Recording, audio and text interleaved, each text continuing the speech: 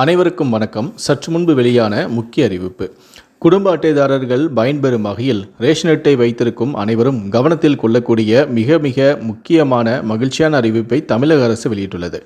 இதை பற்றி விரிவாக தெரிஞ்சுக்கணும்னா இந்த வீடியோவை கடைசி வரைக்கும் ஸ்கிப் பண்ணாமல் முழுமையாக பாருங்கள். இந்த வீடியோக்குள்ளே போகிறதுக்கு முன்னாடி இந்த வீடியோக்கு ஒரு லைக் பட்டனை ப்ரெஸ் பண்ணிடுங்க. இது வரைக்கும் நீங்கள் என்னோட சேனலை சப்ஸ்கிரைப் பண்ணாமல் இருந்தீங்கன்னா மறக்காமல் சப்ஸ்கிரைப் பண்ணிக்கோங்க. கூடவே அந்த பெல் சிம்பிளையும் மறக்காமல் கிளிக் பண்ணிக்கோங்க. சரி, வாங்க இப்போது வீடியோக்குள்ளே போகலாம்.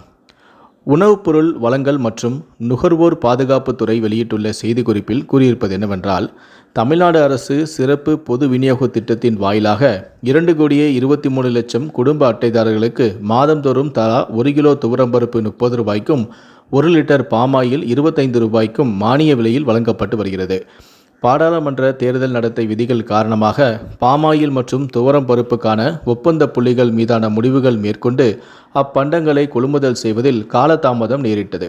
இருப்பினும் அரசின் தொடர்ந்த சீரிய முயற்சிகள் காரணமாக நகர்வு பணிகள் விரைவாக மேற்கொள்ளப்பட்டு நேற்று வரை சுமார் 82,82,702 குடும்ப அட்டைதாரர்களுக்கு தலா 1 கிலோ துவரம் பருப்பையும் 75,87,865 குடும்ப அட்டைதாரர்களுக்கு தலா 1 லிட்டர் பாமாயில் பாக்கெட்டுகளையும் நியாய விலை கடையில் இருந்து வழங்கப்பட்டுள்ளது.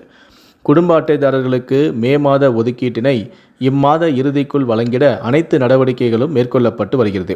இருப்பினும் மே மாதத்தில் பருப்பு மற்றும் பாமாயில் பெற முடியாதவர்கள் அவர்களின் வசதிக்காக ஜூன் முதல் வாரம் வரை நியாய விலை கடைகளில் துவரம்பருப்பு மற்றும் பாமாயிலை பெற்றுக்கொள்ள தேவையான அனைத்து ஏற்பாடுகளும் மேற்கொள்ளும்படி மாவட்ட வழங்கல் அலுவலர்கள் அறிவுறுத்தப்பட்டுள்ளார்கள். குடும்ப அட்டைதாரர்களின் நன்மையினை கருத்தில் கொண்டு மே மாதத்தில் துவரம்பருப்பு மற்றும் பாமாயில் பாக்கெட் பெற இயலாத அட்டைதாரர்கள் அவர்களுக்கான துவரம்பருப்பு மற்றும் பாமாயில் பாக்கெட்டினை ஜூன் முதல் வாரத்தில் பெற்றுக்கொள்ளலாம் என தெரிவிக்கப்பட்டும் உள்ளது.